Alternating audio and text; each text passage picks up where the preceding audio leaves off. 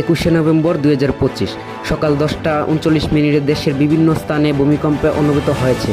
মাত্র কয়েক সেকেন্ডের কম্পনে ঢাকা শহরের বেশ কিছু ভবন হেলে পড়েছে, কোথাও আবার দেয়াল ধসে পড়েছে বলে স্থানীয়রা জানিয়েছে। হঠাৎ কম্পনে আতঙ্কিত হয়ে লোকজন ভবন থেকে বের হয়ে খোলা জায়গায় আশ্রয় নেয়।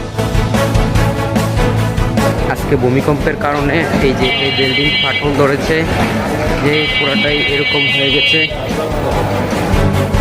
আমি এখন দাঁড়িয়ে আছি ঢাকা মিরপুর 1। এখানকার বাসিন্দারা জানিয়েছেন ভূমিকম্পের সময় ভবন কয়েক সেকেন্ড ধরে দুলছিল। আশেপাশের কয়েকটি ভবনের প্লাস্টার খসে পড়েছে, সিঁড়িতে ফাটল দেখা গেছে, আর স্থানীয় লোকজন এখনও আতঙ্কে বাইরে অবস্থান করেছে।